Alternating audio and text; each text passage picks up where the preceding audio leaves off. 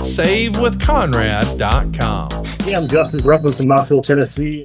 What got me to Save with Conrad was the 83 Weeks podcast. I really wasn't thinking about getting rid of any debt. I just wanted to cash out some equity in the house to do remodeling. But I did both, so that was pretty awesome. Worked out great.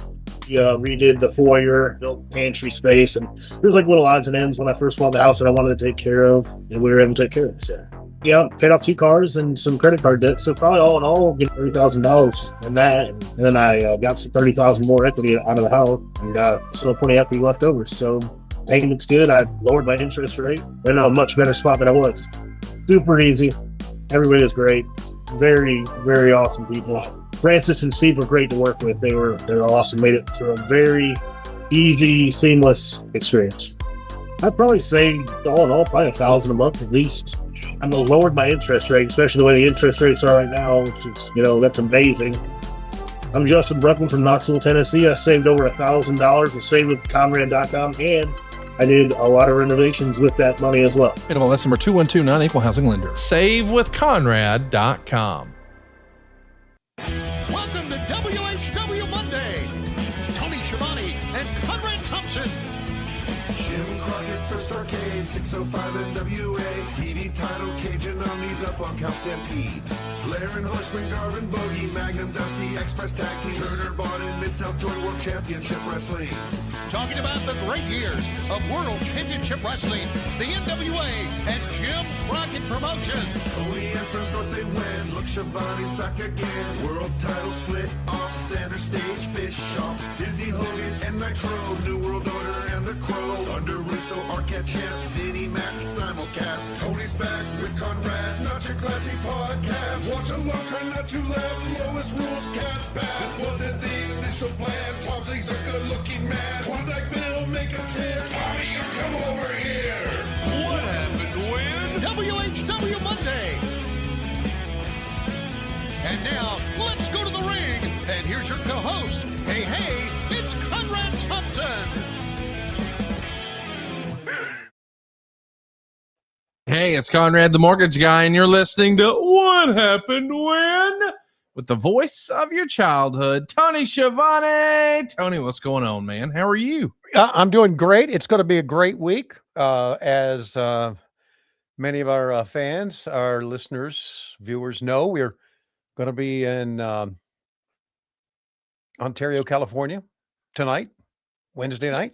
Yes. And then we head on over to Australia on Saturday. Actually, we're going to probably lose a day in the air and get there on Friday, leave Wednesday night from LAX, get there on Friday. And then we've got our big show Saturday, Grand Slam Australia. And then there is a house show in Brisbane the very next night. So a lot going on.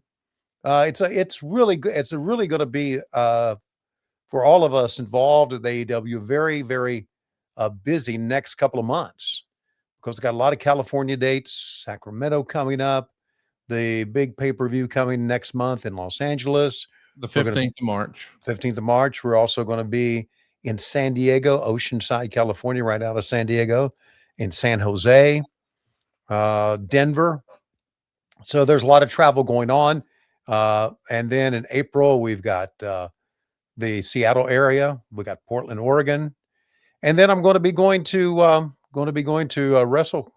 WrestleCon in Las Vegas right after we come back from Seattle, Everett, Washington. So there's a lot of busy couple of months, 3 months really, and then you throw the Canadian tour in there. So yeah, a lot going on. So thanks for asking, Conrad. How are you doing? Man, I'm excited to be here with you. I am counting the days down. Valentine's Day is always a good day in my household. Is it? You can probably guess why. And we're pretty fired up about it. But I also know that this weekend is basically like the AEW equivalent of a Clash of the Champions, don't you think? Yeah, I think so. I think it's a good way to put it. A very special show that's going to be on TNT on Saturday night, and I know we're going to have a great crowd. You know, we've got some great crowds and some venues that really sold a lot of tickets. So it's going to be a good time for us. So yeah, it's like a Clash of the Champions. That's a damn good analogy. Great job. Let me go ahead and throw a little love AEW's way. I know that, there's a lot of chatter online, a lot of tribalism, and there's people who say they don't like AEW and other people who say they do love AEW. And I want to challenge you, if you're one of those AEW critics and you think for whatever reason, I don't get it, I don't like it, blah, blah, blah. I challenge you to watch the show this weekend. Because to me, Tony, this show feels like a pay-per-view. I mean, it's absolutely loaded for bear. And the one thing that is pretty consistent amongst those who buy AEW pay-per-views on the reg is I'm not going to miss one. AEW always over-delivers on pay-per-view, and this has a big fight feel this weekend. I want to run through some of the matches, but I legitimately want to throw the gauntlet down, even if you're just here for the nostalgia and you just want to hear Tony talk about the good old days, and we're going to do that in just a minute. I want you to just go check out AEW this weekend, because what a card this is, and it's totally free. How about Orange Cassidy and Timeless Tony Storm taking on Wheeler Yuta and Marina Shafir in not only a mixed tag, but a hair match, Tony? Have you ever called a hair match where there were women involved, Tony? No, well, wait a minute. I would have to think long and hard on that one, to be honest with you. But man, obviously I have. I've seen Jimmy Valiant get his hair cut way back when, and there's been some other ones, but in a mixed tag team match, no, not at all. So that's pretty special. I think everybody would love to see Wheeler Yuta get his hair cut at Shaggy DA, and look at that hair and look at that beard. Gee whiz. John Moxley said last week, he said, Marina, hell, she may look good bald. I think the thing though is that what concerns me is that how Tony Storm would react if her head was shaved. I, for one, can't wait to see this. It has a very Memphis feel to it. The only time I can remember there being a woman's hair on the line for you, in your calling, was back in '86, where Paul Jones and Big Mama had their hair on the line against each other for the Boogie Woogie Man. But we know that Paul Jones wound up losing. Mama kept her hair. Well, one of those mamas is going to lose their hair this weekend live on TNT, and it's totally free. By the way, you want to talk about a big-time main event anywhere in the world? Is anybody hotter right now than Andrade El Idolo? Ever since he's come back to AEW, he's been on an absolute tear. I think he blew people away with his Swerve Strickland match. He kept that streak alive with Kenny Omega. And this weekend, he's wrestling Hangman Adam Page, and the winner will get a title shot at the AEW World title at Revolution. I mean, this is probably the most momentum Andrade has ever had in AEW, don't you think? No, I think you're right. And of course, he returned and then had to leave for a little while. I think with visa issues, maybe, I'm not sure. And now he's back and part of the Don Callis family. And you're right. He looks great. Physically, he wrestles as well as ever. And let's not forget, this is a major star. It's a major wrestling star who not only was in CMLL, but obviously became a star at the WWE, and now here he is with us, and he's got a chance to face MJF if he can defeat Hangman Adam Page. I hate MJF. I think we all hate MJF. We're going to talk about what he's doing in a minute, Tony, but you mentioned the shape that Andrade came back in. He came back bigger than ever, and I saw a tweet the other day when he first came back that I thought was hilarious, and I sent it to some of our mutual friends. But it was a shot of him hitting a double bicep, and you could see, man, he looks better than ever physically. Right. Caption underneath called him Max Luger, which I thought was tremendous. That's very good. Yeah. Max Luger, my gosh. I know you follow Twitter. And sure. And I don't. But sometimes some people on there come up with some pretty inventive things. But it's the noise of the people that rise their head out of the sewer that ruined it for me. So, well, nobody's going to be ruining John Moxley versus Takeshita. I mean, I legitimately feel like this too is a pay-per-view main event, except here it's just somewhere in the middle of the card for the AEW Continental Championship. The former IWGP World Champions will square off. Moxley, of course, has held the big belt in AEW on more than one occasion. These days, he's toting the Continental title. But Moxley and Takeshita is on the card, and so is Babes of Wrath versus Mega Bad. This is without question the most attractive tag team match in the history of pro wrestling. Easily two of the most over acts. I mean, how could you not love the Babes of Wrath? To know Harley Cameron and I mean, what a performance she had last week. But then to know there's so much personality with Willow, the Babes of Wrath are going to be defending their tag straps in Harley's home country against Megabad. Maybe the best tag team name around. What do you think? I love it. And not only that, the last time we saw Megabad wrestle, they looked great together. I think they've become a very, very good tag team. And I like the combination. So should be good. I really think that though, even though Harley's wrestling in her home country, that they really have to be on top of their game to To beat Megabad, for sure. To beat Megabad, yeah. Well, how about the main event for the AEW World Title? We saw it last week, and I don't think it went how anybody expected. Brody King beat the shit out of MJF, and this week it's for the title. MJF comes in as the champ, but for how much longer? We'll find out this Saturday. Brody King, easily one of the JR's first favorites in AEW. He's got size, he's got the look, he's a fantastic in-ring performer. And we saw him just bully MJF last week. We're going to find out what happens this Saturday night. I can't believe this is on free TV. AEW Grand Slam on TNT. I think it's like the AEW Clash of the Champions, Tony. I'm glad you co-signed that. Yeah, I co-signed that. That's very good. And let's see exactly what transpires in Sydney, Australia. By the way, for Brody, one of my favorites. Really, behind the scenes, a real stand-up guy. He really is. And I have a lot of respect for him. Not so for the piece of shit on the other side, which, by the way, if you watched our show Saturday, was that not a crybaby whining interview? He's the worst. I got my back against the wall. I got my back against. And you know what happens when I have my back against the wall? No, piece of shit. Tell us. Oh, Christ. We hate him. We hope you hate him.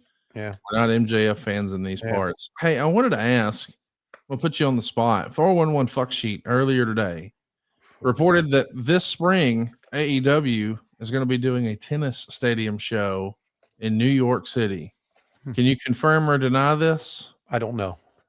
Man, I got to tell you, I think a lot of people are looking forward to it. And if I can speak for those of us who will miss that WrestleMania is in Saudi Arabia next year, I hope AEW runs the New York metro area next Mania weekend. I think that would be fantastic. Where does 411 Fuck Sheet come from? They make up shit, do they? Well, no, this was actually a pretty reliable reporter from Fightful.com. But by the time this posts, AEW is probably going to have already made it official, but I didn't know if you knew, and I know that's not really your department, so I'm trying to get scoops for the Fuck Sheet, you see. Yeah. So what just let you know what happens is all of us get or have a shared document that we can look and see what venues have been booked. And the only venues that have been booked that I have seen are through right before WrestleMania, right before that weekend, we are in Everett, Washington. And I think the week before, maybe the week after, we are in Portland, Oregon. And that's as far as it goes. So, and that's, unless I ask somebody, and I really don't ask, I don't go and say, hey, where are we going? Can you tell me? So I can stooge it off. I really don't know. And that's fine. Yeah.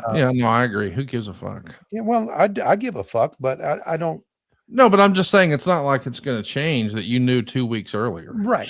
Exactly. Like your life's not going to change. Like, it's not. Information 10 days early. I mean, what does it matter? No. So, and I do know that we are going to go back to Wembley. I think that's already been announced.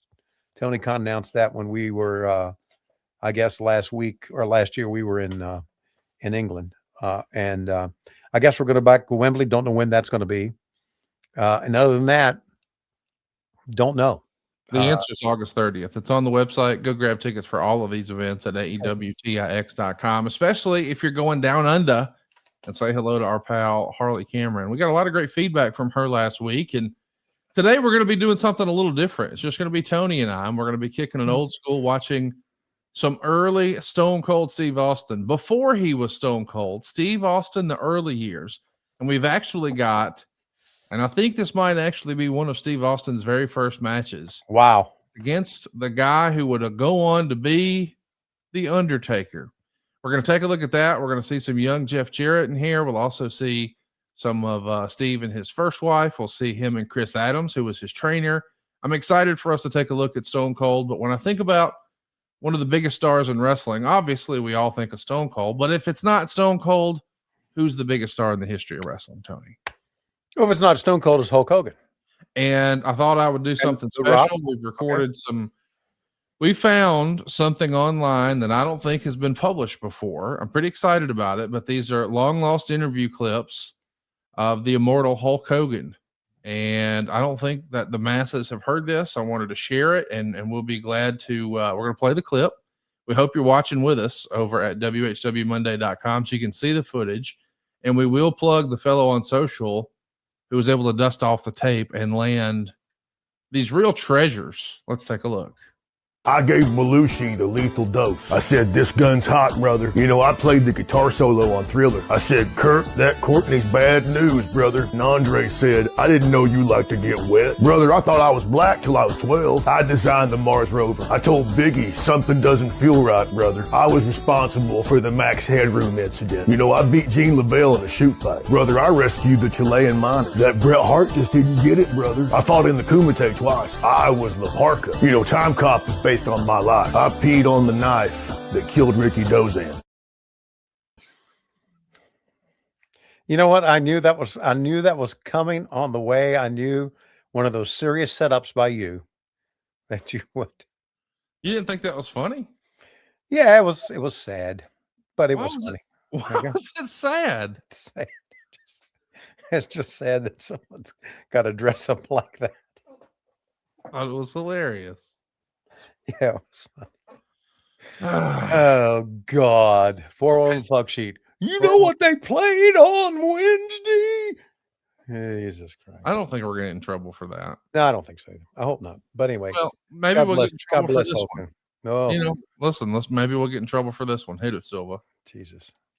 If you got onto an indestructible water blob and a car was thrown on the other side, you would soar hundreds of feet into the air. Now, if a blue whale was dropped onto it, it could catapult you over 10 miles high. But if a meteor fell from space and crashed into the blob, the force of the impact would compress the blob and would blast you upward faster than a rocket. And then you'd land straight into Amigos Tex-Mex Grill, because our burritos have their own gravitational pull. Come dine at Amigos, now open at Place Vendôme Mall, Doha, Qatar. Is that not the best commercial? That took some thought, didn't it? It's like, so like, what are we going to do? What are we going to do for our next commercial? I got an idea. We put a guy on a thing and we put him in outer space. Then he flies into our tacos. We got any tacos here? That's some serious dope smoking. Putting that together. That was a great commercial. That is where? Qatar is what I heard at the end. No, it's probably in Marietta. They said Qatar. Oh, I don't imagine. Okay. Hey, you know what? This is a family show, and when I think about family, I think about this clip, Tony. How about this? You want to read what the headline is here? Woman who married a ragdoll welcomes fourth child. Can you just run me through what? Can you explain what people are seeing here? Okay. There's the wedding. And she had the microphone, I guess, talking about how much in love she was. See a young lady over on the very left side of the frame, biting her fingernail as if to say, what am I doing in this? There's a lady in the back who's got her mask over her face because she did not want to get COVID from the ragdoll. And then there is her, and well, those are beautiful children, aren't they? I mean, look, can we just call it? Is this you and Lois? I mean, you gonna tell me that fucking blow up doll doesn't look just like Schiavone? Look at the hair, look at the mustache.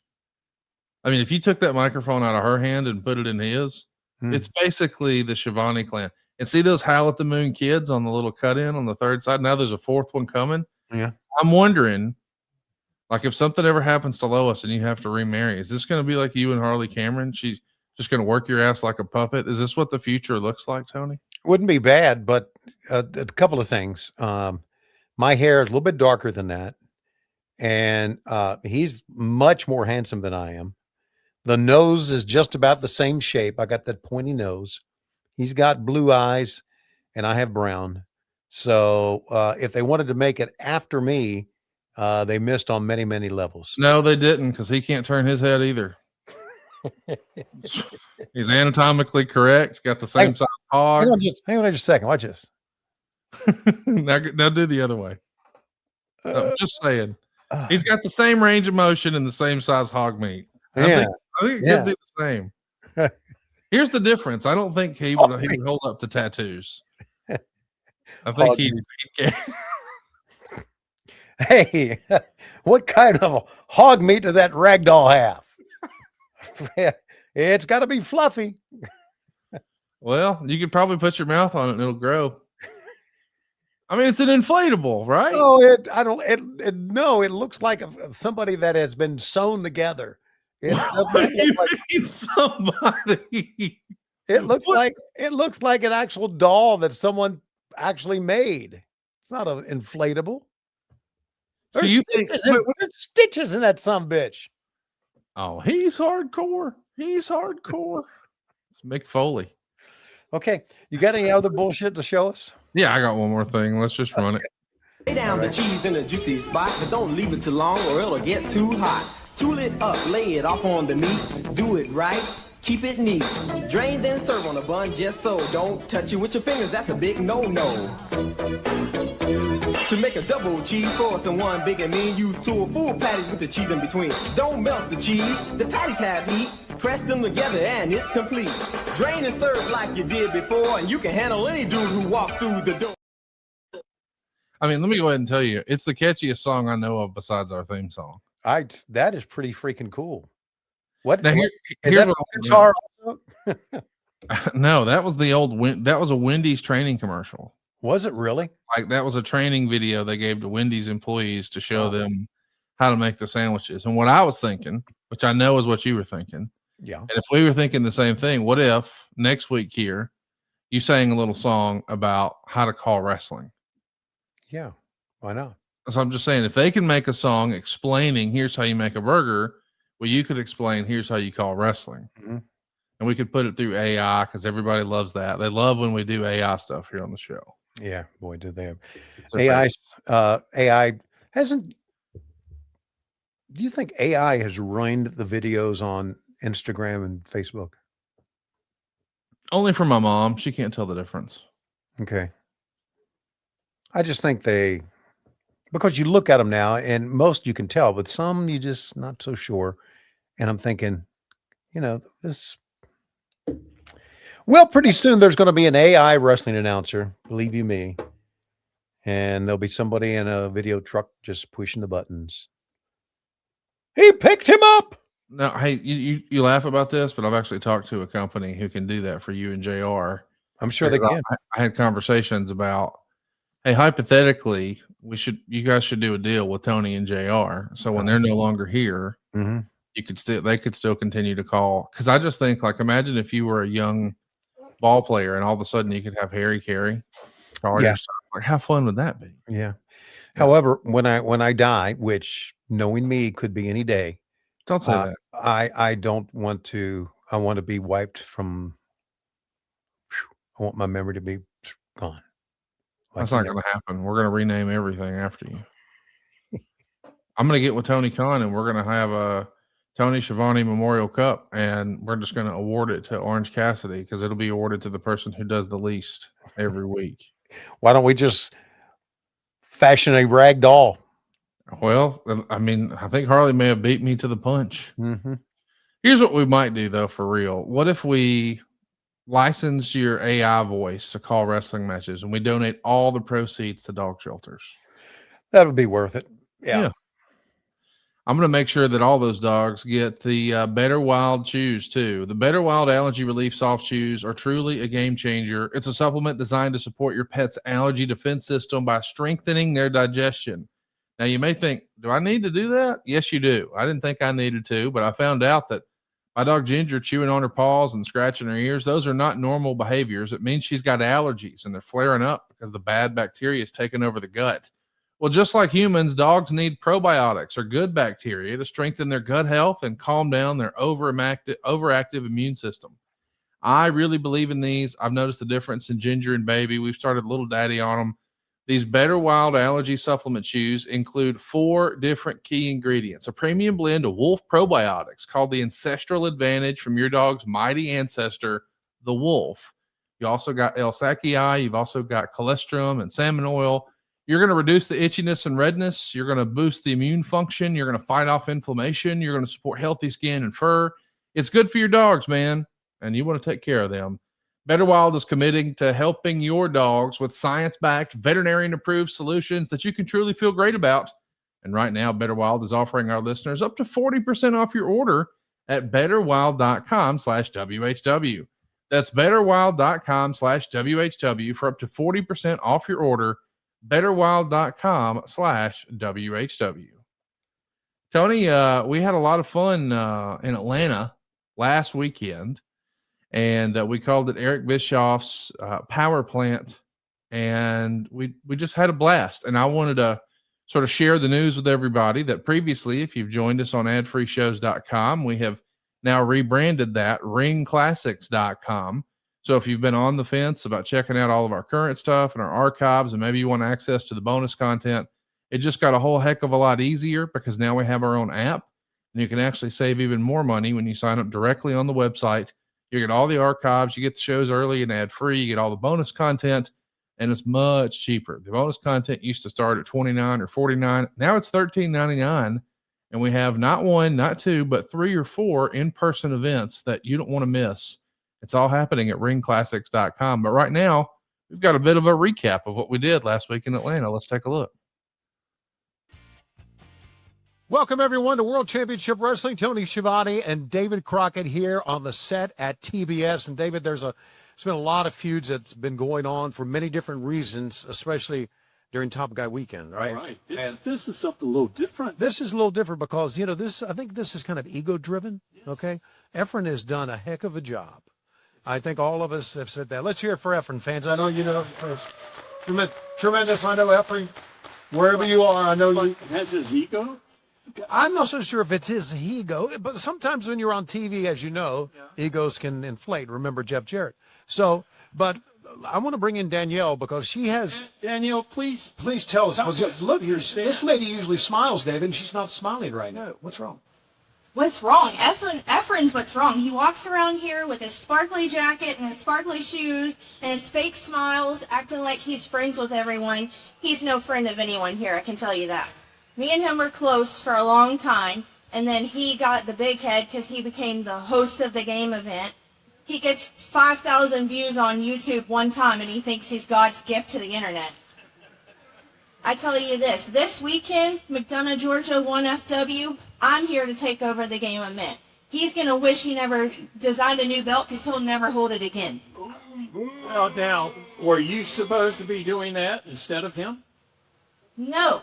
We were supposed to do it together. We were friends. We built it. Yeah, we built this from the ground up. But like I said, he gets these few views on YouTube and he thinks he's better than everyone. So now he's trying to go in a totally different direction. Well, I'm here to take it back to where it needs to be. It was a we, and now it's just a me, right? Exactly. It's just. Hold the phone. Oh, dear. Let me tell you something, sweetie. As a gay man, we all know where your place is, and it's not on an interview set. And it takes one gay man to know another. Tell him, Schiavone. You damn right it does. What? Wait a minute. What did he ask me just now? Oh, no. This is exactly what I'm talking about. Let me help your image, sweetie. This is what it's all about right here. The game event. Like always. This is exactly where it all started, right here. You see. This got real hostile. It's right here. Okay. This is I don't need to take. I'm surprised. I'm surprised about you. I thought you were. I tried to. Well, not straight, but I thought you were on the up and up. I thought you were humble. Get around. Don't be fooled by the sequel. Oh, wow. What color they're in. Efren, come on. You hurt me. Oh, look at He that. already knows he can't handle the belt. He handed it over like he knew he was going to anyway. All right. Well, I'm glad we got to the bottom of this. Yeah. All right. Well, Tony, That's some heat. work this out. That's some heat. And now let's go to the ring where Jimmy the Boogie Woogie Man Dying will wrestle for 2 minutes.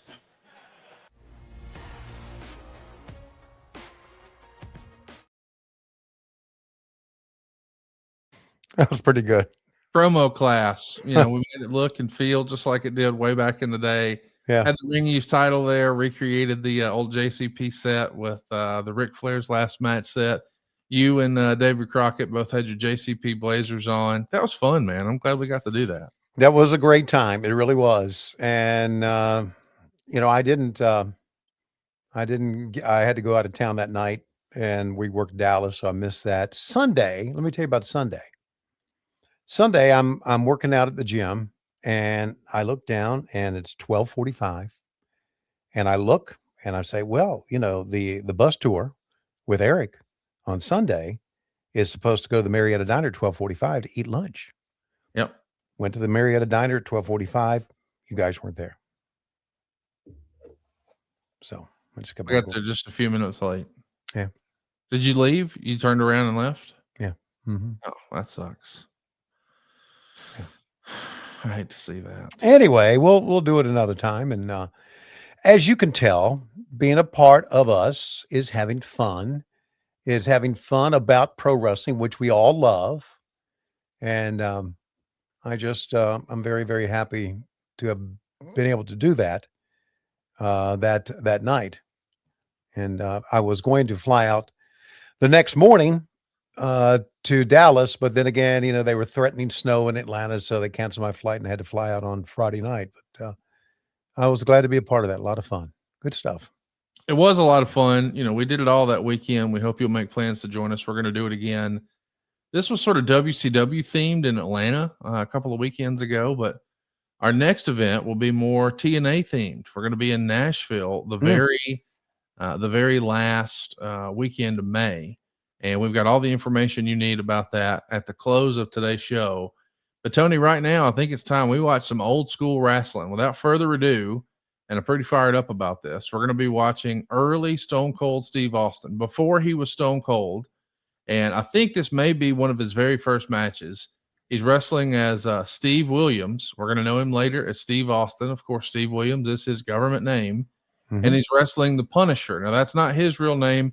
We know his actual government name is the Undertaker. So that's Undertaker, the.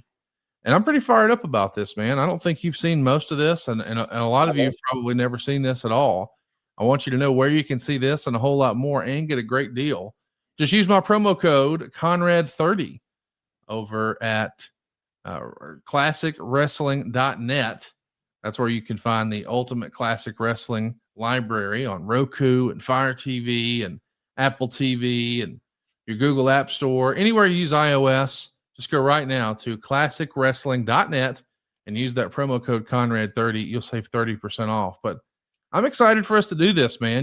There's a lot of rumor, a lot of speculation that maybe Stone Cold's going to do something in wrestling again. And I thought, why not take a look at some early Stone Cold here today?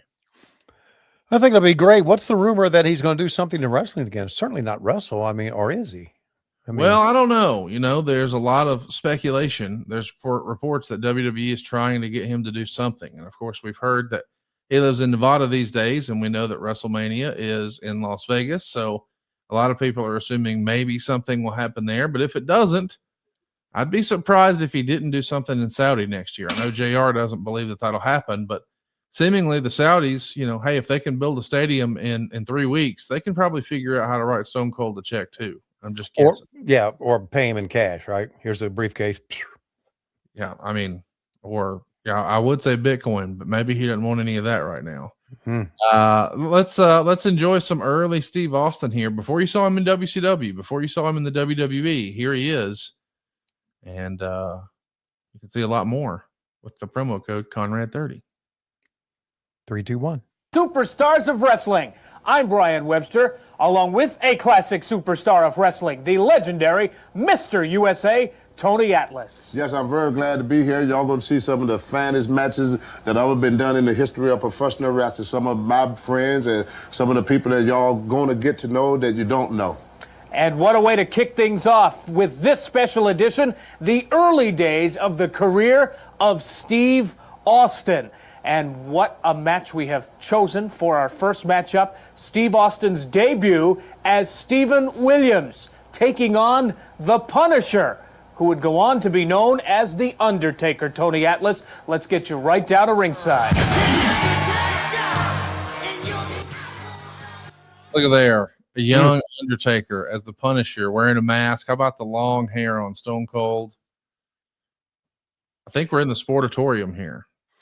So would that be Adnan El Casey or someone like that, maybe? Not so sure, but I mean, you can tell that's the, now that we know years later, right? Just his way he got in the ring and his mannerisms. Yes, That's the Undertaker. Oh, look No at doubt. Steve, would you? That's kind of like the way Stunning Steve Austin looked in AEW. You mean WCW? Yeah, that too. Yeah. I was going to say, if you're going to start that he's coming to AEW, 411 fuck sheet's going to melt down overnight. Skandor Akbar. Good job, Bryant. You are right. Skandor Akbar is the man. Renegades Rampage. Yeah, this is called the early years of Steve Austin. When you go sign up and use promo code Conrad30, yeah, you can tell with the way Undertaker's moving. By the way, how about the physical condition of both of these guys? Physically, this may be the best either of them ever looked. Well, of course, they're very young, and obviously they put a lot of time in the gym. And not only that, you're talking about two young men who probably had not taken an exorbitant amount of bumps as they would later on in their career, right? So you are able to work and look a little bit differently. Austin looks tremendous here. And you know, when WWE started to have some problems with steroid testing, Dutch Mantel tells a great story where Jerry Jarrett gathered all the guys together and said, "Hey, I don't know if you've seen what's happening to Vince in New York, but we're going to have to follow some of those same best practices." I'm freestyling, but it's something to this effect. Right. So if any of you are on steroids, you need to go ahead and get off of them. And Dutch Mantel raises his hand, and yeah, Dutch, you don't have to raise your hand. Mr. Jarrett, steroids, hell, some of us ain't even on food, which I thought is one of the best lines of all time. And of course, we know Steve Austin felt similarly. You can ask Jeff Jarrett about that sometime. You know, Dutch had asked me a year ago about being on his podcast, and I didn't do it, and I should have. But anybody who's known Dutch Mantel throughout the years, look at the big leg drop. 1, 2. Oh, that was it. Yeah, I mean, he's Steve Williams. He's not Steve Austin. I mean, clearly the Punisher here, with that size and that look and a manager and that mask, they had big plans for him. But kind of cool that we get to see early Steve Austin versus early Undertaker. Coming up next, it's an 8-man tough man match. We've got Eric Embry, Jeff Jarrett, Percy Pringle. And Percy Pringle, you remember, was Paul Bearer. Right. We got Gary Young, Jeff Gaylord, who I know you're a big fan of, Mm-hmm. Steve Austin, Bill Dundee, and Atwater. So this is going to be fun. And this is, as you can tell, very much the Jerry Jarrett era of Dallas. Yeah. Once again, back to very briefly about Dutch Mantel, some of the greatest lines ever. Yes. Some of the greatest lines ever. And Arn had one of the best lines ever about Dutch Mantel. Really? Yeah. Man, I think it's one you repeated to me several times. I know it left an impression. yeah, he and Jimmy Garvin were going to wrestle on the main event in like Spartanburg, and he was so upset. He said, all the big stars are going to Greensboro, and you and me, Jimmy, have a tag team match against it was Bobby Jaggers, right? It was Bobby Jaggers. That's right. Yeah. With a, what did he call him? I know what he called Dutch. He said he called him like a wino. Yeah, wino, but it was another name as Arn could only call it. Who is this in against? I'll think of the name here, man. Who's in against Austin? The Medicine Man? Oh, is that right? That's what it says. Medicine Man. How about that? All right. Steve got a little bit more flair with those trunks this time. Look at that. Yeah, it's just crazy to see him in neon colors, isn't it? Yeah. God, it is. This almost looks like Jay Youngblood. But Jay had been dead for quite a while before this. Well, we don't know. What we think. Yeah. Maybe still. Look at that. How about that? We should check his Fortnite account. Yes. Yambag Jones, you're right. He said, we're going to have a match against a flapjack wino and a man with a throw rug on his back. And everybody lost it back then. So again, those things are gone, right? They've all been erased, burned. But some of the greatest lines were back on those reels of all-day promos, Jim Crockett Promotions. Some of the best ever. Promos. They were all day, man. Like 9 o'clock in the morning to 6 o'clock at night. Yep. Flapjack wino and a man with a throw rug on his back. Huh. Whoever this medicine man is, he is living the gimmick here, isn't he? I'm not exactly sure who this is, but it might be Mark Youngblood instead of Jay. I'm not so sure. But Mark would have been pretty old back then as well. But anyway, he's holy smokes. That one, the DDT just dropped him on his face. People are saying it might be Chris Youngblood. Could be Chris Youngblood. Good call. Be honest with you, not very familiar with Chris Youngblood. He's one of the Youngbloods. Oh, is he? Yeah, one of the Romero kids from, I think, Raleigh, North Carolina. If I called that right. Steve still looks good here, man. Look at those arms, brother. Well, just jack him off, Tony. Goddamn. Oh, well, I can't. He's on videotape. Well, close your eyes. Okay. Visualize. Okay. Put it on your fucking vision board. Okay. Put it on your fucking vision board. How about? Well, I don't want that? to back him off. I bet you just want the glass to break over and over. Okay. You just want to hit the beers together over yourself. The IPAs. You know the name of his, by the way, is Broken Skull IPA. Mm-hmm. You ever had any conversation about broken skulls recently? Mm-mm. Oh, okay. God, Stone Cold loses again. Yeah, well, he's it's like what you would do with him if you booked him in AEW. You would just job him out. I know you. Yeah, you know me. Let's talk about his career just a little bit here because Chris Youngblood, I'm not familiar. No, you smart ass jack off. Oh, sorry. Wow. Okay. Let's talk a little bit about Steve Austin's career because it was obviously lightning in a bottle, and because of his injury, it didn't last as long as it should have. Right. But even though the career did not last as long as it should have, in that short period of time, he became the biggest star in wrestling. And I don't think you're going to ever see that again. Am I wrong that someone could be that big of a star in that short period of time? Hulkamania lasted for quite a while. No, I would agree. I don't think we'll ever be able to replicate that. And that's what's interesting is it makes me wonder, why does AEW hate Steve Austin? They don't hate Steve Austin. Well, I mean, one of your most prestigious tournaments, I mean, you have a cup and you memorialize the guy who ended his career. So that doesn't mean we hate Steve Austin. You know what that means? I can tell you exactly what that means. That means you're full of shit, which we all know. Here's what's weird. I never really understood that. Like, I know that Steve held that, or took that personally. I guess as the rumor goes, he didn't even attend Owen's funeral. And really, yeah, I mean, I guess he held a grudge about it, and I think it's obvious from anyone. I never met Owen, and I don't really know Steve. I've only met him 4 or 5 times, but right. I just feel like it's kind of universally understood that Owen was like the nicest guy ever. Right. And I think he didn't have a reputation for hurting people. Right. And what's really crappy is, I mean, years before that incident in 1997, Austin did that exact same pile driver to Chono. Mm-hmm. And I mean, I'm just saying accidents happen. The idea that he took it personally, and I get it. It didn't happen to me. It's not my place to say that. I just wish that they could have mended fences is what I'm trying to say. I'm not passing judgment on anything. Everybody processes it differently, but I wish they could have talked through that.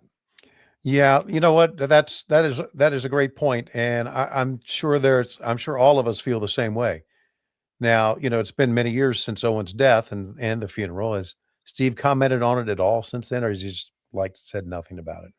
No, he didn't say much about it. I mean, I think he's clearly gotten over all that now. I mean, life's too short, and he's a different guy too. And I think, when you're in it, you can't see the forest for all the trees. And I'm sure that cooler heads would have prevailed. Owen, unfortunately, just didn't live long enough for them to sort of mend that fence. But I just can't help but think about how much they would have been able to draw off of that in the future. Just their real shared history. Mm-hmm. I mean, they could have done so much fun stuff. Yeah.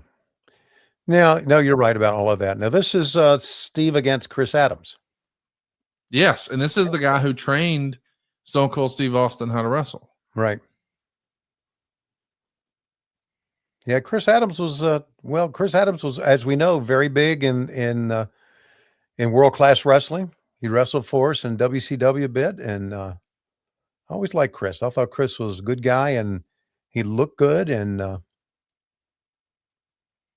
was a good wrestler. And he's fighting off the sleeper hold, or is he? The more you fight, the worse it is, Conrad. Oh, I didn't know that. Yeah, the more you flail your arms, and that's something like that, you see, the worse it is for you. So it's like when you're in a bear hug, you just got to stay in the bear hug. You can't move your spine around, because then you're helping him with the fists up against the back like this, rub against the spine, because you're moving. You just got to be still. Skandor Akbar strutting around. Was this at the Sportatorium, all this from the Sportatorium? Yeah, I believe so. You know what's interesting about these two guys, too? I don't know that you even know this history, but you know that Chris Adams was in a long-term relationship with Jeannie Clark, who you knew in WCW as Lady Blossom. Right. They had a child together, but never legally married. Mm-hmm. The storyline positioned that. And then later, Steve Williams, who we know as Stone Cold, would marry Jeannie Clark. I just think that's got to be one of the more unique stories in wrestling, where, hey, he helps me break in the business and trains me, and after that, I'm going to marry his baby mama. Like, that's a crazy story. Yeah, it's kind of on the same line, but much different, which is another crazy story, is the story of Magnum TA and Tully Blanchard. I think that's the craziest story. Yeah, right. Well, besides the one that we don't talk about. Yeah.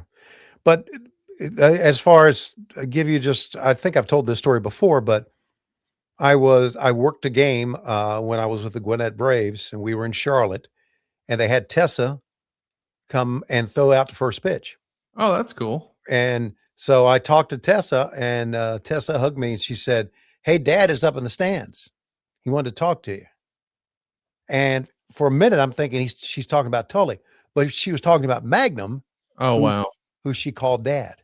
That's awesome. Isn't that awesome? That is cool. Yeah. It's kind of, in a weird way, I think the most modern equivalency of that is Jeff Jarrett and Kurt Angle. I mean, imagine, Cody, their shared son. There was a TV show when I was growing up called My Two Dads. Well, Cody's two dads are Jeff Jarrett and Kurt Angle. Yeah, how about that? Like, to me, that is a fucking sitcom. Are you serious? Like, what? Right. You got one as a pretend country music singer with bouffant hair, and the other is an Olympic gold medalist, killing machine. Yeah. That's a TV movie. That's a series. We can get that shit on Netflix.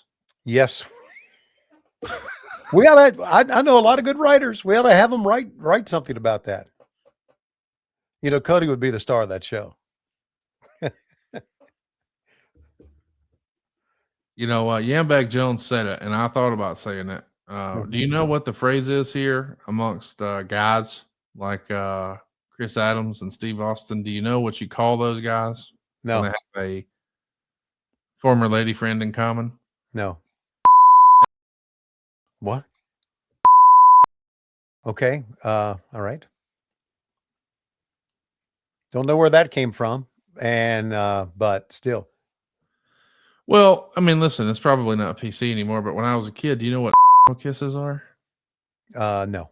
Okay. My mom taught me this when I was a little kid, so I don't know if this is even a thing anymore. Okay. But it was just like when my mom would like rub the tip of her nose against the tip of my nose. Oh, yeah. So Okay. it's like close, and you just sort of rub your noses together. Okay. Yeah. I know I thought you were talking about something more sexual, which is usually the road that you take on many things. Well, yeah, in this case, those are talking about the cocks that went inside the same woman. Oh, see, I So- knew. Okay.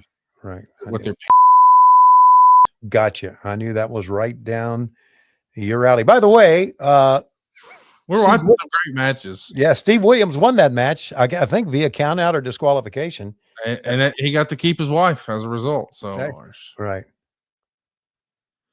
By the way, we got some fun questions. Pyrus Wrestling wants to know, at Mania Week, Joey Janela has announced, and I can't believe this is real, Sandman will face the Invisible Man in his retirement match at Joey Janela Spring Break. Did you hear that? It's going to be Sandman's last match, and his opponent is the Invisible Man. I think the only logical question is Bryce Remsburg the referee for this one too? I don't know, but hey, you know what? Friday, April 17th, I'm going to be there at the Horseshoe. So Well, I hope you're there, and I hope you'll consider calling Sandman versus the Invisible Man. All right, this match is over, and boy, Jeff did get his ass beat. Every which way. Yep. So Steve Austin's had that in his back pocket for 26, 27 years. And we're going to see more of Steve Austin. He's going to be tagging with Jeannie Clark to take on Chris Adams and Tony Adams here shortly. This is going to be fun. So Jeff Jarrett want to know what year 1990 USWA in Dallas. USWA. And that was an 8-man? Yep. USWA in Dallas. I believe so. Let me look it up. I'll get you the exact date. Okay. How about a young Steve Austin with the robe? What do you think about the robe and the ponytail? I saw that in WCW. You like it? Yep, do. Sure do. Lady Blossom was pretty freaking hot. I saw her at a Starrcade years ago. Remember when we were in Chicago? Oh, okay. Yeah.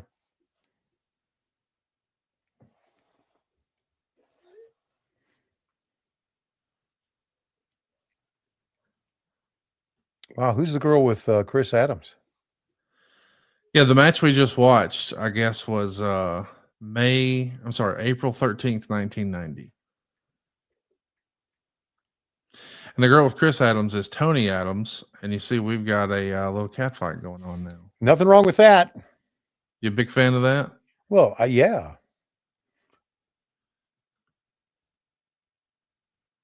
Well, you got to get hot about it. Yeah, no, I'm not hot about it. Chris Adams gets the kick in. And the women will not slow down. Hey, we've got a great question here. Why aren't you watching this cat fight? It's on free YouTube right now at whwmonday.com.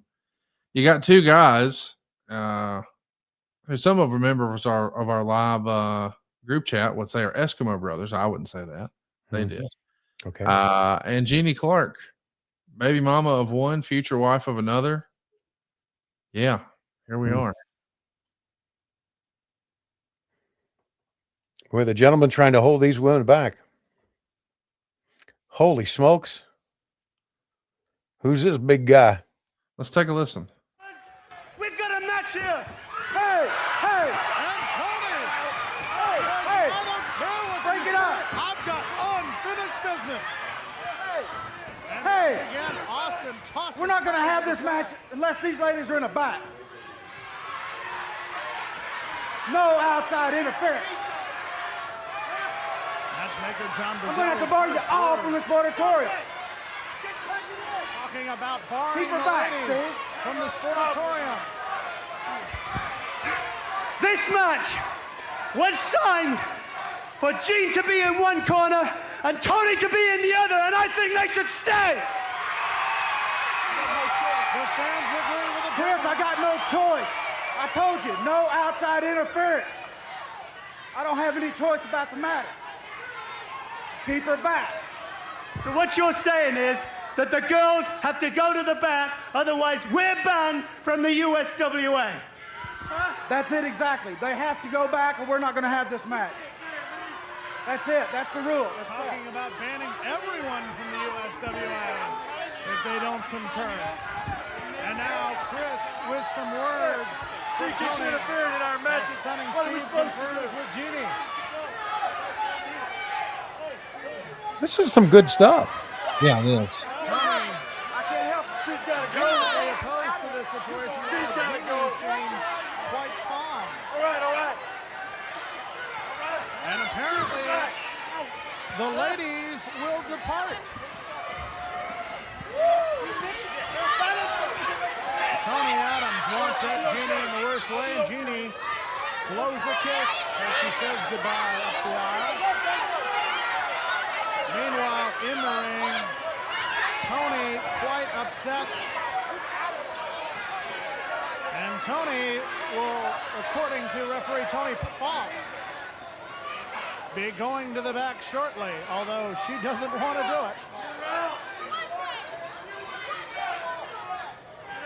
Tony making her exit with a statement, wanting to make short work of stunning Steve Austin. Wow. Without the interference. Now he's Steve Austin, obviously. Yep. And That's right. so a guy who's been married 44 years, be 45 in June, knows full well if a woman doesn't want to do anything, she ain't gonna, buddy. You're fucked, buddy. You can argue all you want. You can sell if she doesn't want to do anything, it's over. By the way, Bryant, our buddy out of the Omaha, Nebraska area, said that was Abyss standing there with that microphone. He's kidding. He is? Yeah. That's not Abyss. Who was that guy with the microphone? I don't know, bud. You're the guys in wrestling, you know. I do mortgages. You throw up a fucking adjustable rate, I'll pick it out of a lineup, no problem. Oh wow! All of a sudden, I do more. Why don't you do a mortgage podcast? You fuck.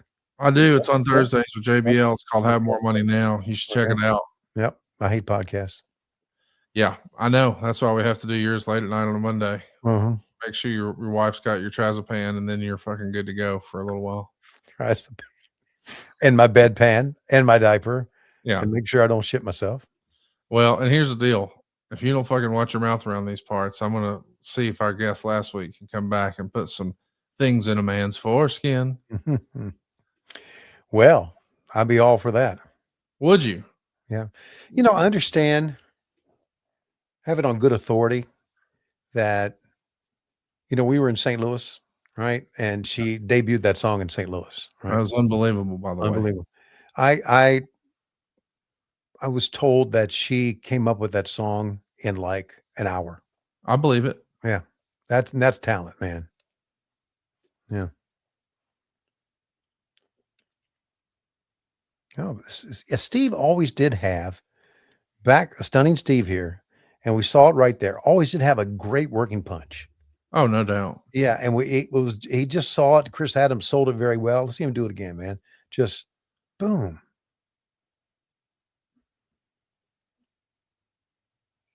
You know, I talk about great working punches. Scott Hall had one, obviously. Yeah. Yeah. These days, there are not many working punches going on. There's some real punches going on. Yeah, they're beating the shit out of each other. They really are. It sometimes just blows me away. And then you go in the back after a match. I've said this before. I go in the back, especially guys who, you know, like have done this crazy shit, right? You know, that Darby's done, and I always say, you know, thank you so much for putting your freaking life on the line to make a good show for us, because that's what they're doing. And it blows me away that the extreme, if I can use that term, that they go through these days to put on a great match. It's fucking nuts. Take a look at Jeannie Clark. By the way, when I was a young person, Yeah. you know, when Lady Blossom showed up in WCW, Mm-hmm. and I would go with my mom to the grocery store because, you know, as a little kid, you don't have a choice. You have to go. Yeah. So when I'm there, I would immediately go to the newsstand and look at the wrestling magazines. Mm-hmm. And every now and again, they'd have a centerfold with Lady Blossom. Mm. And buddy, I'm going to tell you what, Mm. I was awfully interested in those. Really? Awfully interested. Did you yank off one in the produce section? I was fucking 8, Tony. What's wrong with you? I don't know. You never know. Watch out. Jesus, watch out. Oh. Let's track it. Tony getting some payback. Meanwhile, Steve Austin has nailed Chris Adams, and now Jeannie has the kendo stick.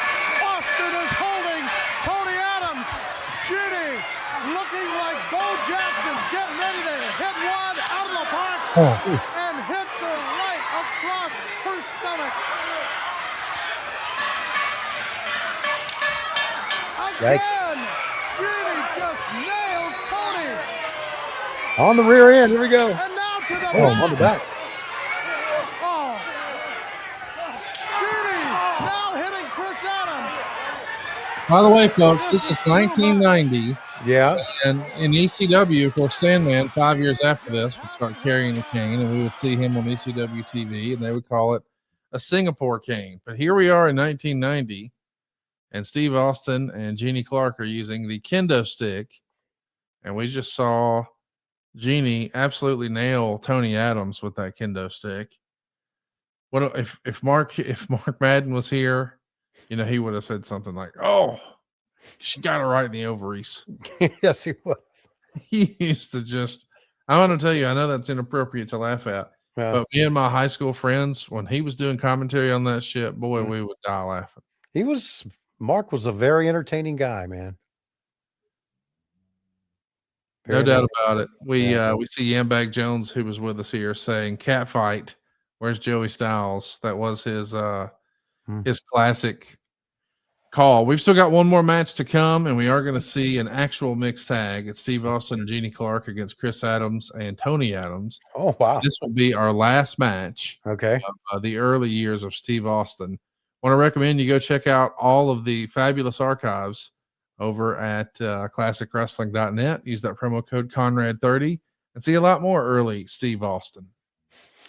Well, here we go. The women just rolling around in the ring. The men battling on the outside.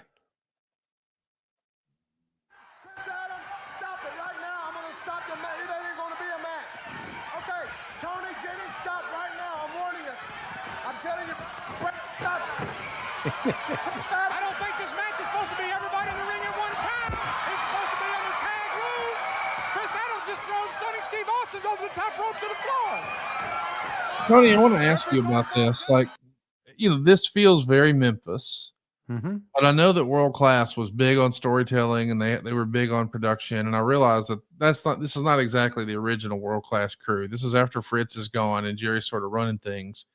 Do you think that this Memphis style was going to work in the Sportatorium, or did you, because I hear a lot of guys who were in the business back then almost kind of dismissive of Memphis, and they say, "Oh, that's that Memphis wrestling, that's that Memphis bullshit," or whatever. Right. It's spoken about negatively, but I do think that, you know, said differently, that just means really creative storytelling.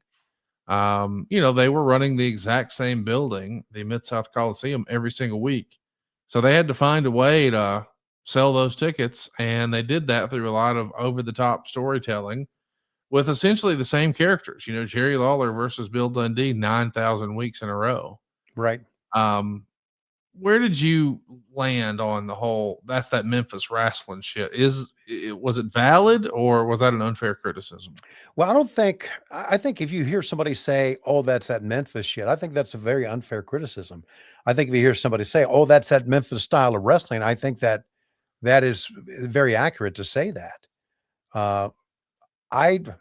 The fans here in Dallas were so used to Fritz von Erich and of course the Von Erichs and what all they did, that I don't know. Did the fans accept this? Did USWA do good business in No. Dallas or not? They didn't. I mean, they may have turned it around briefly, but I know long term it was not hugely profitable, and a lot of that was just Jerry had lingering problems with the Von Erichs. But also, too, I mean, I think it's just important to press upon everybody that wrestling was on its way down in 1990, and I know people argue that, but No, it it had was. peaked in '89, Mhm. and I know when you went back to WCW, you know, it would feel like, hey, we got to have a bunch of momentum. Sting's our champion, and here comes fucking RoboCop.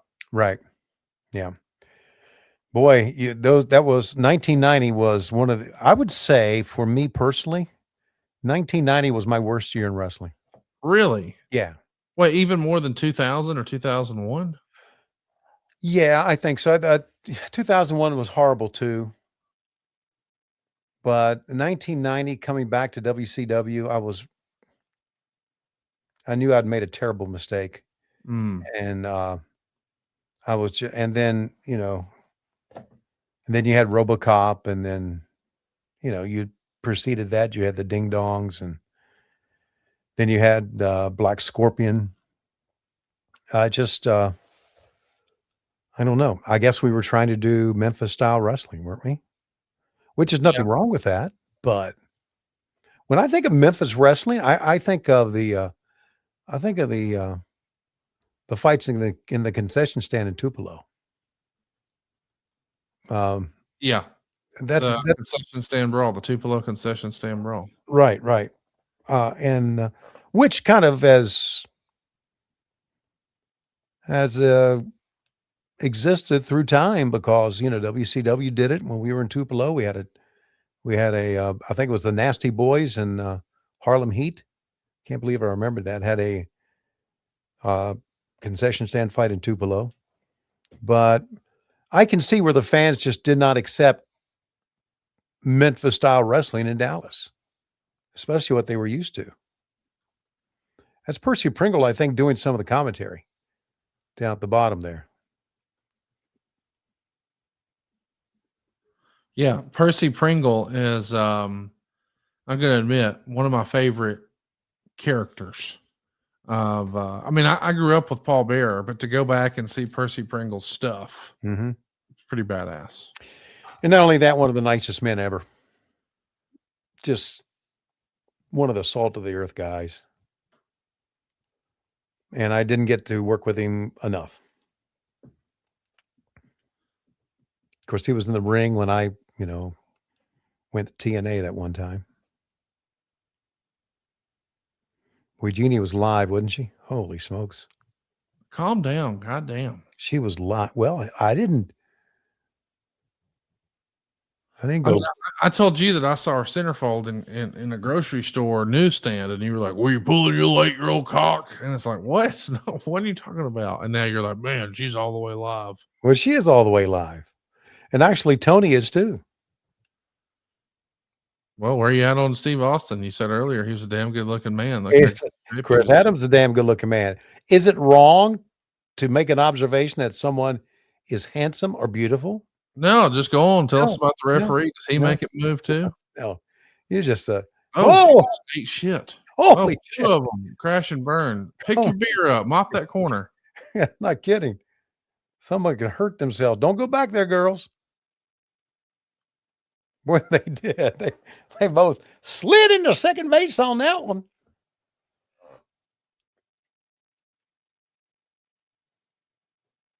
Jeannie Clark had a presence, didn't she? Yeah, she did. And she knew about the colors. I mean, how about that neon yellow unitard thong gimmick she's rocking? She knows what she's doing. By the way, if this sounds like something you'd be into, you can watch it all at whwmonday.com. And I'm sure they got way more Jeannie Clark, more than you can shake a stick at classicwrestling.net. Well, you can shake a slot. You can shake a lot of sticks at Jeannie, can't you? You know, she was married to Billy Jack Haynes before she was with Chris Adams and had a baby. And then she was with Stone Cold Steve Austin. Did you know about this? I didn't know about her and Billy Jack. No. Yeah. Look up, how old is Jeannie now? I'll let you know. Okay. She was born in 59. That would make her 66. She'll be 67 later this year. Wow. How about that? She was married to Billy Jack from 83 to 84. And she was married to Stone Cold Steve Austin from 92 to 1999.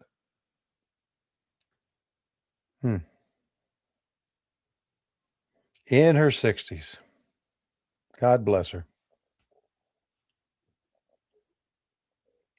When was the last time you saw her? You know, she made some wrestling appearances here and there and at collectors and conventions and all that sort of thing. Yeah, I talked about her being at Starrcade. To be very honest with you, at first I didn't recognize her. Okay. I really didn't, because, you know, we all age, we all look different, and she is all tied up.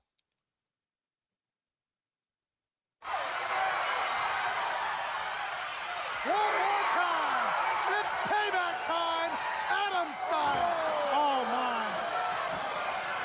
Jeannie's worked her way out of the ropes. Remember, Tony, right midsection. Those ribs have been injured. There's no use in trying to describe this action. It speaks for itself. A tag to Stunning Steve Austin. Here he comes. A tag to the gentleman. Here they go.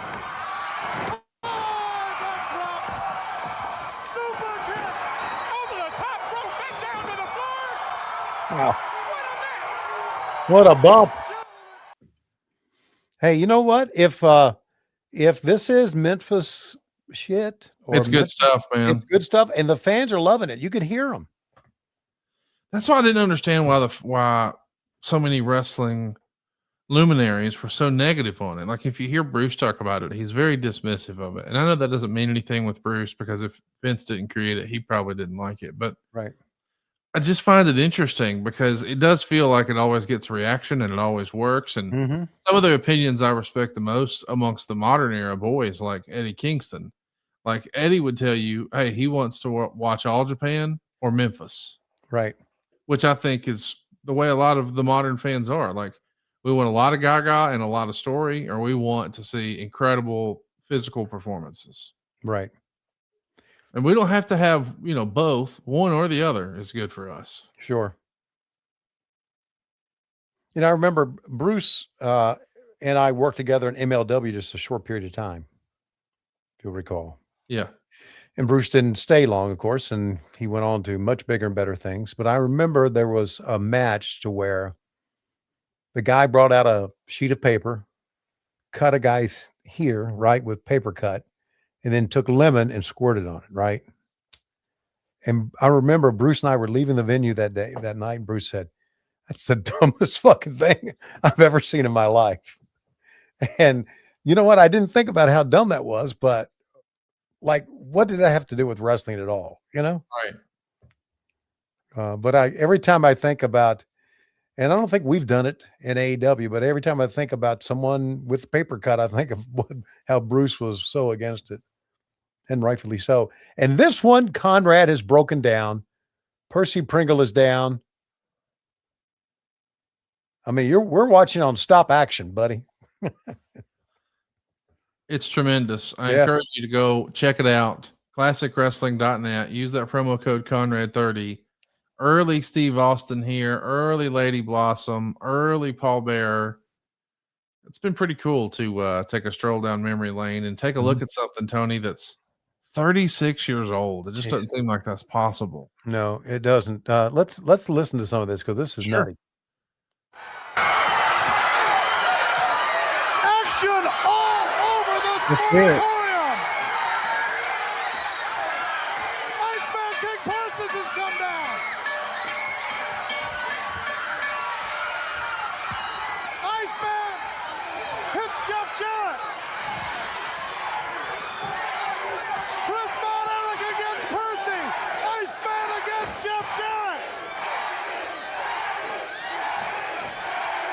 Chris Adams heads outside of the ring.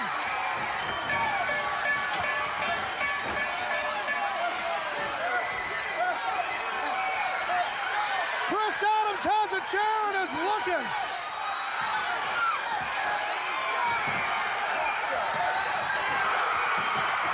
And Chris Adams clearing house. Wow. Do it. What You a know what? fantastic watch along. I don't know who was calling the action, but I thought he did a pretty good job.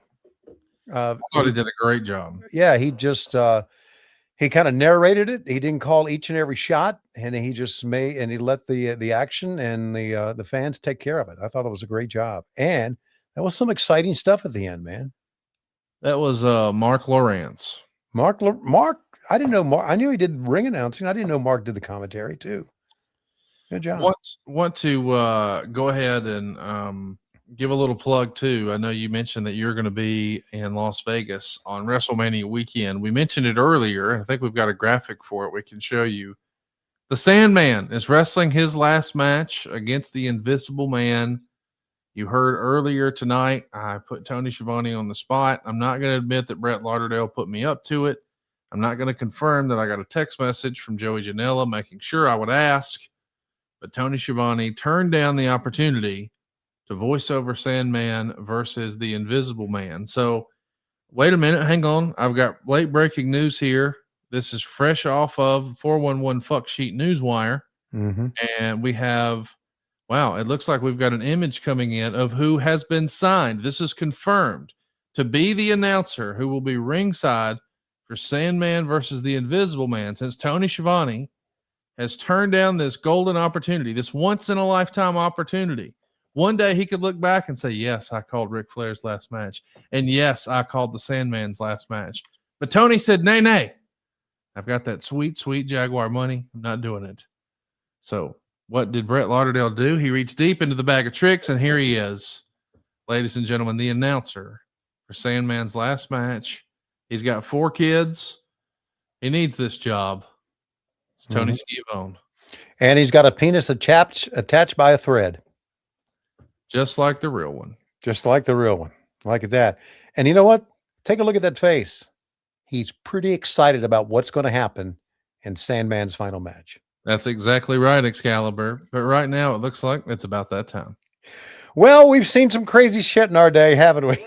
Yes, we have. I don't know if we've seen any crazier shit than tonight. Well, fans, next week, Tony Schiavone will be just coming back from Australia. He will have plenty of jet lag. He'll be in a silly mood, but he'll be with you on What Happened When each and every Wednesday on the LibSim Podcast Network. But Mondays, we come to you exclusively, ad-free, only on Patreon.com/WHW Monday. And of course, ringclassics.com. What a weekend it was in Atlanta, Georgia, as Ring Classics brought fans together for Eric Bischoff's Power Plant Weekend. The experience kicked off with 3 legends of the business, breaking down some of their favorite iconic wrestling promos.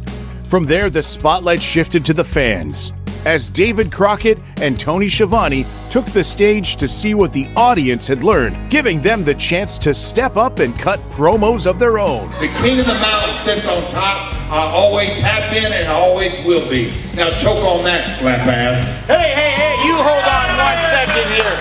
I'm here for not only the fans of Ad-Free, but the fans of you. Yeah. You might be the king of the mountain in this ring, but pal, you got a long way to go when it comes to podcasting. Following that, the attendees were treated to an exclusive first look at the Jeff Jarrett story, Heart of a Promoter documentary that left fans wanting more. Laughter filled the room throughout the weekend as JBL debuted his brand new show, Curtain Jerkers, recording multiple episodes live in front of an energized audience. JBL is definitely still road to me, damn it. Oh, and there were surprises. An unannounced appearance by primetime Elix Skipper had the crowd buzzing as he joined Sergeant Buddy Lee Parker to run power plant drills, giving fans a first-hand taste of what it takes to become a professional wrestler. And you can't be a wrestler without a good entrance, as participants were judged on their entertaining abilities during entrance roulette. But the main event of the entire weekend was something truly special. Fans boarded a bus with Eric Bischoff himself for an unforgettable tour of Atlanta, beginning with the legendary home of the WCW Power Plant.